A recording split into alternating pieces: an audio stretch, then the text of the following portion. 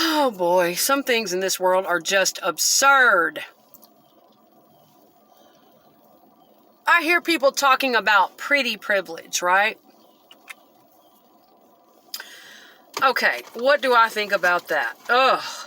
Which these days, I'm getting older. I'm in my 40s now. Things are changing. I used to consider myself pretty. And it took me years to get there. Okay? I grew up in abuse. I grew up in trauma. I grew up with crooked, ugly teeth. And I didn't get braces like my sister did. I grew up and I had very deep-rooted insecurities and self-esteem issues for a lot of years. I had to have a lot of therapy.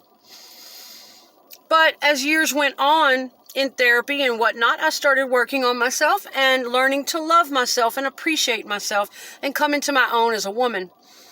And a lot of people would never know that. They will judge you when you walk around holding your head high and having a decent amount of confidence. They will judge you as a narcissist or a diva or who does she think she is? Whatever. Pretty privilege. A lot of people in this world will judge you not knowing a damn bit of where you came from, what your struggle was, how hard you had to work to get there, what insecurities you might battle. Let me tell you something. Pretty or not, all women deal with insecurities. All humans deal with insecurities, okay? Now, there's a distinction we should make when we're saying insecure. Most of us can be open, honest, and emotionally mature when discussing our insecurities. That's a sign of emotional maturity. It's a sign of emotional health, mental health. It's a sign of intelligence, emotional intelligence. To be able to be somewhat vulnerable and okay with that and not afraid. To be able to just say, hey, here are my weaknesses. Here are some things I've needed to work on. Here are some things I'm strong and good at. What's wrong with that? Not a damn thing. Now, some people are so eaten up with insecurities that they hide it. They're very ashamed of it. They have a lot of toxic shame. Your high-level narcissists, people high on the narcissistic spectrum or with the full-blown disorder, are like that. A lot of times, they will go to great lengths to hide their insecurities. But just your average everyday person, whether they went through trauma and had to work on themselves and learn self-love, and it may look similar to the narcissist. When a person has gone through trauma and they've had to work very hard to overcome certain insecurities, the way they carry themselves or the way they are animated or assertive or motivated, that may look similar to the grandiose narcissist who overcompensates a lot. The grandiose narcissist has to overcompensate and be bigger and grander and better and louder than everyone, okay? And sometimes the two can look similar. Just an average everyday person who's been through a lot of trauma and who's had to work hard to heal themselves and find that self-love and find that security. That can look similar to grandiose toxic narcissism because we also have healthy narcissism that is basically just good self-confidence. Right. A lot of people don't know all this. And I didn't know it for a long number of years. It took me years and years of studying narcissism, researching it, case studies, and really focusing on, and unfortunately having to live with narcissistic abusers and get all into their mind and their patterns to really learn a lot of this stuff. I mean, I grew up under an alcoholic narcissistic abuser, but most of us just have a limited basic knowledge of what we think a narcissist is.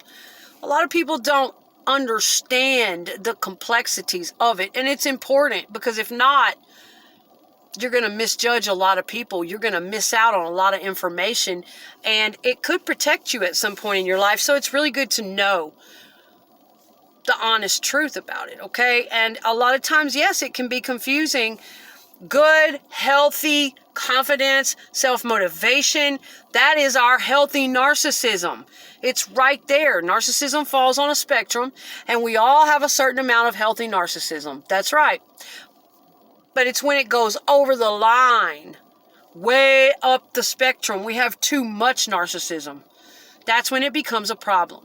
When we're truly hurting other people with it. If we're just using it to motivate ourselves and hold our head high, why do people hate that so much? Why? You know, because the narcissist that acts like that, they hate that too. It can get really tricky, but what's the problem with that? What's wrong?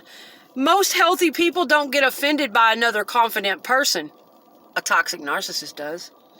Ooh, nothing makes them cringe more than a person with true self-confidence, true self-love, feeling themselves, okay? Let me tell you something.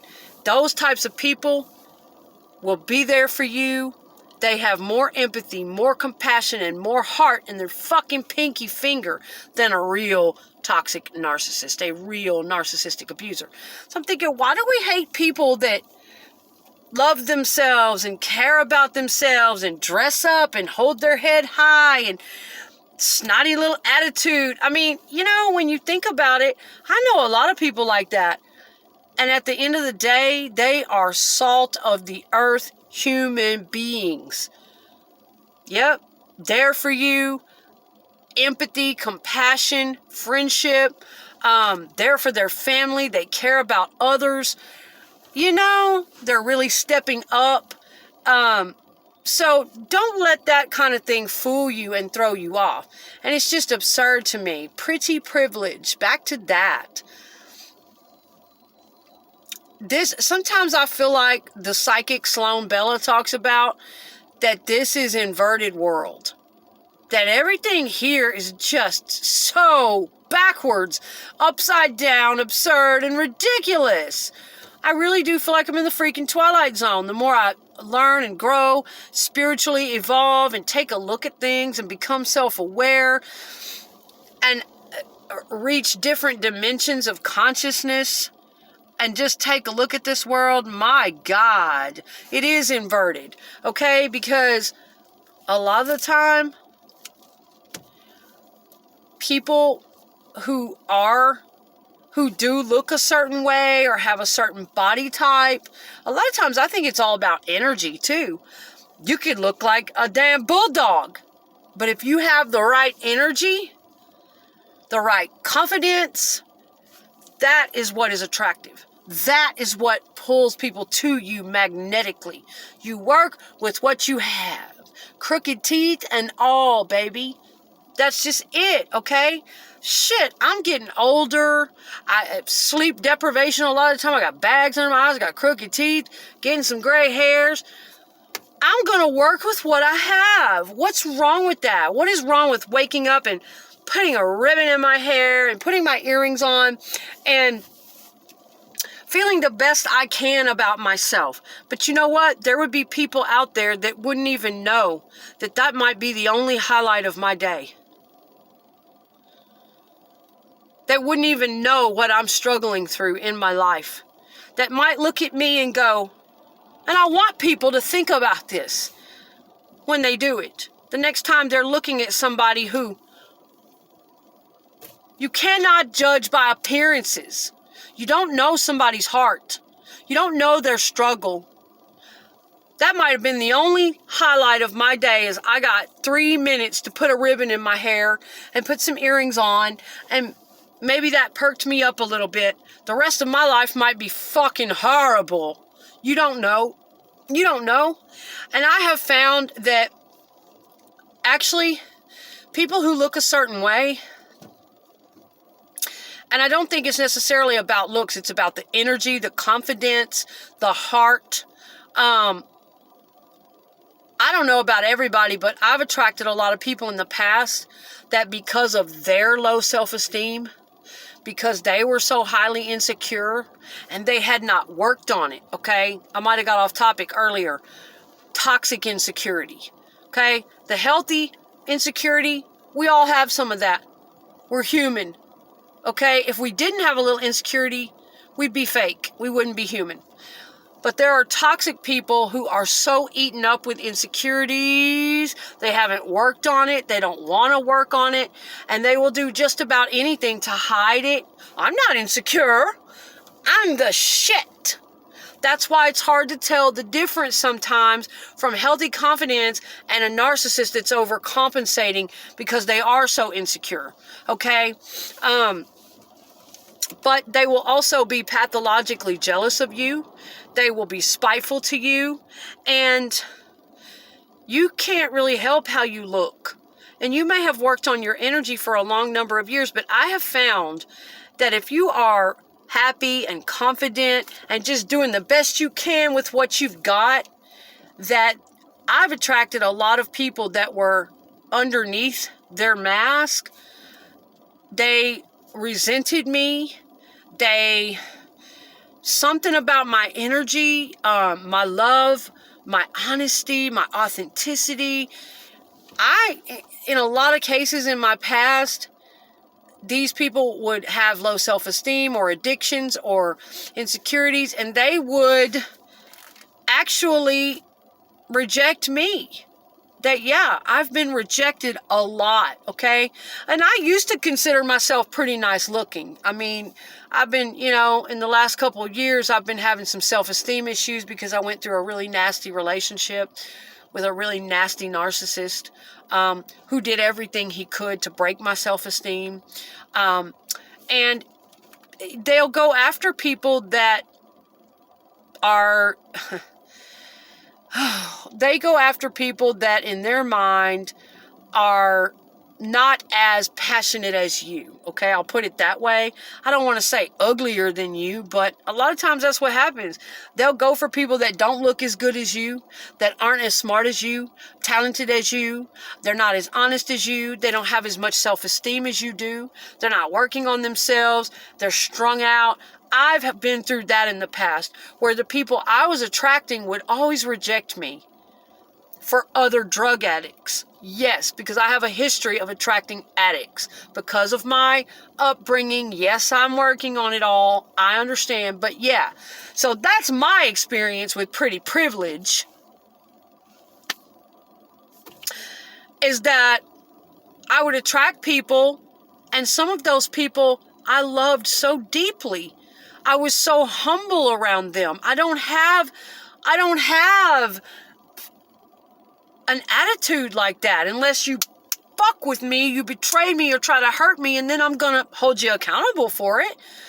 I mean, I had some standards and boundaries, but I'm talking there were times in my life where I would literally humble myself to the dirt for certain people that didn't have jobs, people that didn't have pot to piss in, people that needed a shoulder to lean on, just down to earth shit, man, and be there for them, compassionate with them, have a deep fucking love and loyalty for them.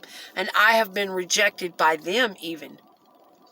Yes, because at the end of the day, when it got right down to it, I scared them. My heart, my love, my authenticity, it's rare and it's intense and it's powerful. And at the end of the day, also, there's only so far down I'm going to go. And these days, I'll never go down again. But back then, even then, I still had some kind of fucking boundaries and standards when I was working my way through all of that abusive programming of my childhood. I still had a stopping point where I was like, wow, okay, enough. I've given enough. I've done enough. How much lower can I get for you to make you not feel insecure anymore as a man? What else could I do to myself to make myself dumber, less than, more submissive? Like every base I covered, okay? And pretty privilege. To me, for the strong, intelligent, decent looking woman in the world, there is no fucking privilege. If anything, there's just pain and rejection. That's what I have experienced in the past. But I have to turn the responsibility also back on myself. I'm going to be fair about this. I'm not one of those people that lays blame outside, externally from myself all the time, because that would be ignorant. because I am ultimately responsible. What was it about me that was attracting those types of people any fucking way? Because not all men are the same, not all women are the same, yada, yada, yada. I was attracting a certain type because of my upbringing, my wiring, my trauma, and things I still needed to heal, right? Okay. But I just wanted to put that out there. I ran across something about pretty privilege, and I thought, there are all kinds of circumstances in this world. Nothing is one size fits all, and I understand that. But these are just my personal thoughts, my personal experiences with pretty privilege. I mean, I guess, yeah, back in my very, very young days, yes, I remember being a runaway and in the streets and staying around with different people. And yes, when I was a young girl, I want to drive, Yes, men would let me do things. They would let me get away with things. I want to drive. Can I have some money? Once I grew up, I never wanted to feel that ever again. It's why I worked so hard. And men are threatened by that now. They don't understand my trauma. Even when I try to explain it to them, that I am a humble, cool, down-to-earth person, but I work hard. I get up and stay motivated because you don't know my past. You don't know what I went through. You don't know how I had to live, how I had to be so at the mercy of just about anyone in the streets. Like, what the hell? I don't want to go back to feeling like that helpless kid. But for a time in my life, I was attracting men who were still on the level of that kind of helpless kid. And that's what they felt like. That's what their emotional maturity was like. And that's where they wanted me to come back down to. So you see, the frequencies weren't matching up in the past. It was very painful. I've come through it, reflecting back. But it was very painful to have to learn those lessons, okay? So I'll do a part 2 discussing pretty privilege. I'm in a hurry right now. I've got to get back to work. But it's an interesting topic, pretty privilege. And I know there's a lot of different, privilege topics out there. But this one really struck something for me because, yeah, I remember as a young girl, I could get away with certain things because I was young. I don't know if it necessarily had to do with being pretty. Again, I will tell you, I always felt terrible about myself growing up and in my teens. I felt ugly, stupid, my teeth were crooked. I did not come from a rich family. I felt awkward. I had been sexually abused, so I didn't really get to grow into my sexuality like normal girls. Now, I may have looked a certain way on the outside. At 12, I looked 16, 17. I may have looked a certain way on the outside, but on the inside, I felt like just a dumb, stupid kid. I didn't have any power or strength or self-esteem, or it took me years to build and learn and grow and work on that. So I just want to say that I don't care what a person looks like. You do not know where they came from. You do not know the internal battles that they fight in their head, the depression, the anxiety, the shit beating down in their brain, telling them they are nothing, they are ugly, they are stupid, they're never going to be good enough. People hear that negative self-talk, a lot of us, especially those who grew up in trauma and abuse and whatnot, okay? But what differentiates us from the toxic narcissistic abusers and the high-level narcissists is that we can tell you this. We can show our weakness. We can discuss it. We can talk about the worst, most shameful parts of ourselves. A true narcissist can never do it. Now, some of them can fake you out. Some of them can learn and mimic what gets over on people, what makes them seem more authentic. They can fake empathy. So some of them can. But a really high-level narcissist or narcissistic personality disorder, they do not want to show any vulnerability. I don't have weaknesses. And that covert narcissist will fool you, though, because they're all about being dumbed down and poor me. I'm so sick and I'm so broken and that is a fake vulnerability. Underneath all that jazz, They are living a fucked up life.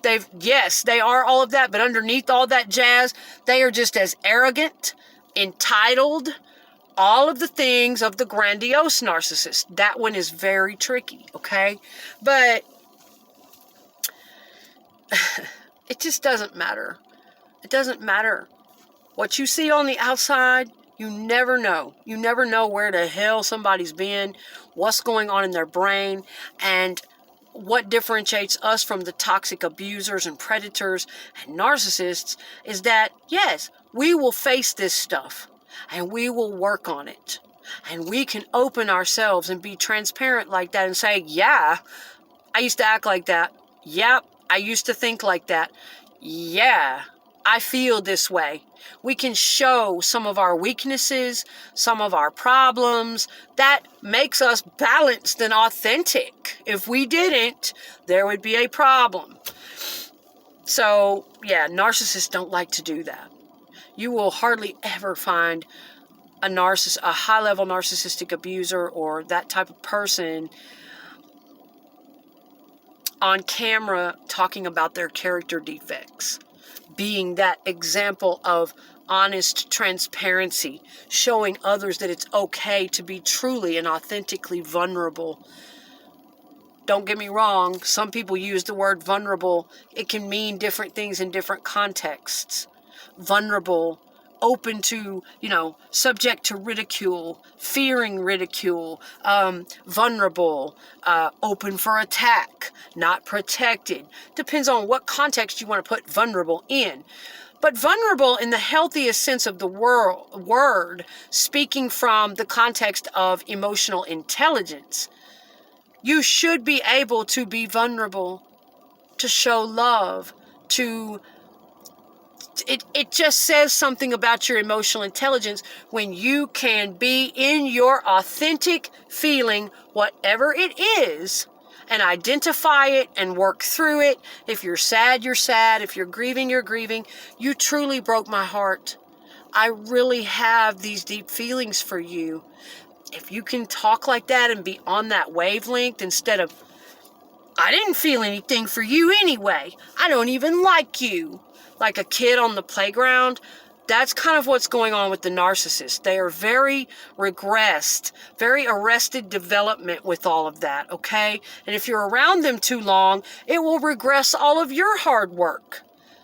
I love to be able to tell somebody, I love you.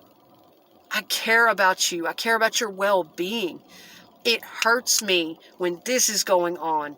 I am perfectly okay with the balance of effective communication, conflict resolution, and telling someone how I truly feel about things, whether they broke my heart, whether it hurt me. Now, it gets hard sometimes. I know how the narcissist feels, and I know why they do that. Because, damn, even for those of us who are not really high on the narcissistic spectrum or not a narcissistic abuser, even for us, if somebody does something really betraying to us, oh my God, it's like, damn, I should just suck it up and act like that didn't faze me. Wow, I got rejected. Here I am doing all of this and loving this person and breaking my back and they chose to run towards someone else who does nothing, just sits and does drugs all day and has a sloppy ass attitude and doesn't really care about anything and will probably cheat on them and treat them bad. That happens to both men and women, okay? That shit happens. They say, well, women just want assholes. Nope. People need to understand trauma brain and what's going on with people. It's not just women, though. I could say the same thing. Damn. A lot of the dudes I've dated, they just want bitches.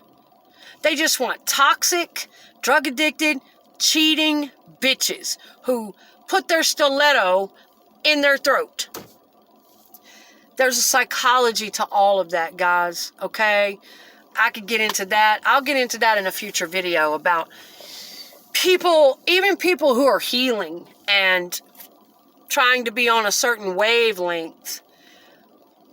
There are certain things in this world that are more attractive than other things, okay? I mean, it takes all types. I'm not going to say all men are attracted to blah or all women are attracted to blah. We've got to stop all those generalizations. You cannot generalize and speak for an entire gender. You just can't. And people tend to get lazy about that. They want to simplify everything. It's human nature, yada, yada, yada. If you had 2 or 3 experiences in your past, and believe me, if anybody could do this, I could. One after another, after another, after another, after another, after... I'm not kidding you. My life started early. I was married at 17, divorced, married again. And it seemed like, yeah, just one alcoholic after another, after another, after another drug addict, after another, after this shit and this shit and this shit. Now, don't get me wrong. My husband was like a saint. Wonderful person, good father. I've had some good men in my life. I have 2 sons. I have 4 brothers. I've had some male friends, best friends.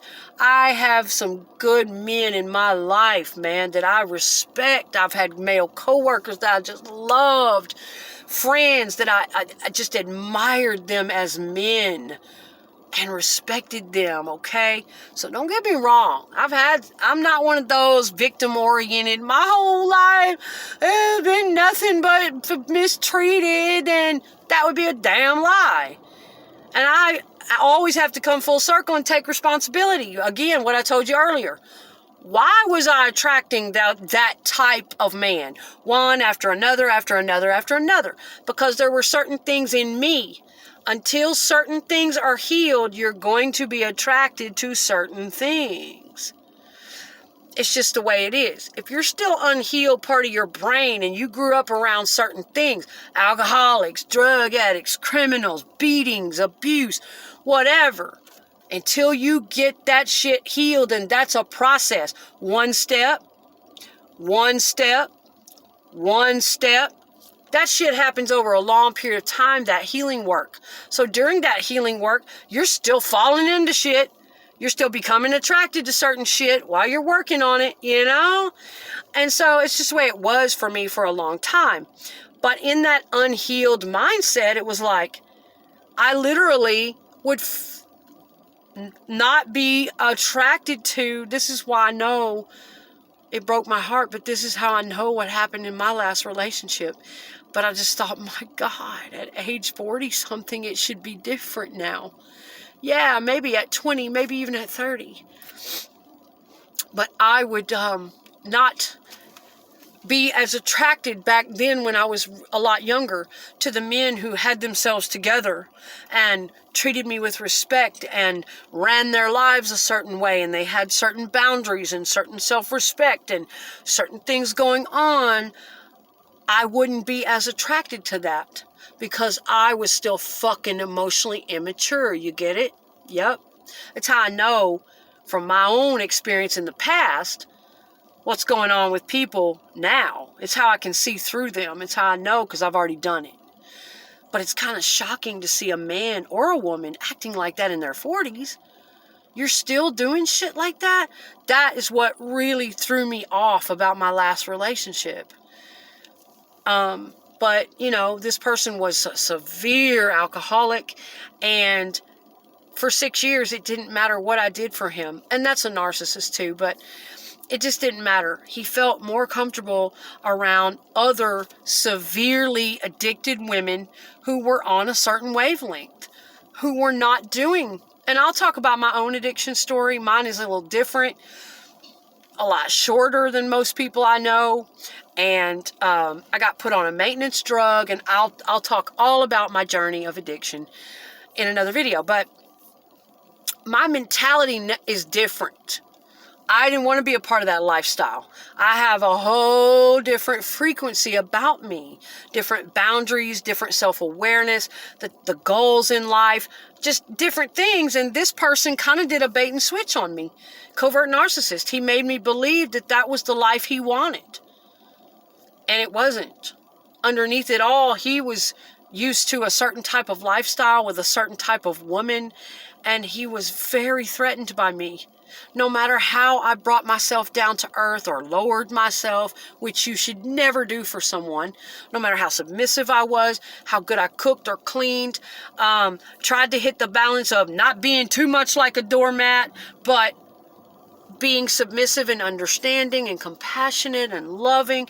It didn't matter, okay, what I did. He was very resentful of me secretly. And resentful and spiteful and pathologically envious and competitive. Covert narcissist. Yep. Underneath. And so it really broke my heart that basically this person did not love me for me. He wasn't interested in me. Fuck all this. Fuck all this. Fuck all this, okay?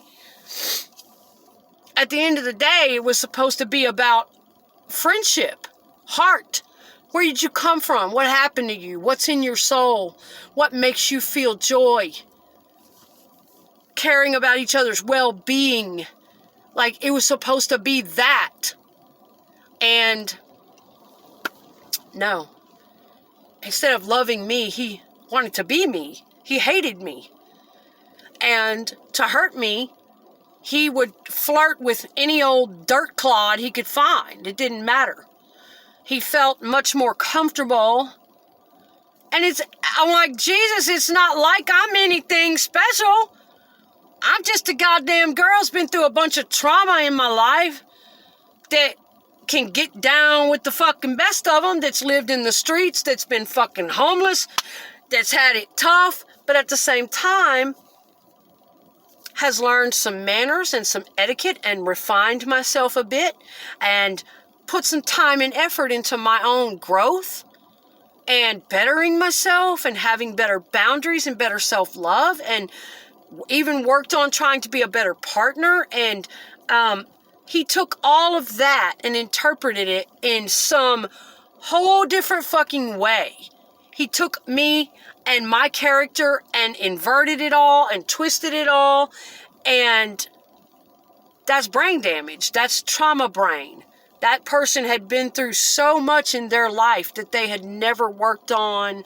And they were just used to a certain thing. So pretty privilege, that person, I honestly believe his feelings for me were so overwhelming, and mine for him were so overwhelming, and he knew that he had met somebody that had a certain, he had been with somebody for 18 years before me, and they had a nice little comfortable codependent, both of them raging addicts, raging alcoholics, very codependent on one another. And he knew when he got with me, I do things a different way. We're not doing all that toxic dynamic. We're not doing all that dysfunctional family shit. I've been working on breaking dysfunctional family curses for years, starting with my own father. And in the end, I couldn't believe this. I couldn't believe this was happening to me. Someone that I fell for in my 40s, put my all into it, ready for that great mature relationship.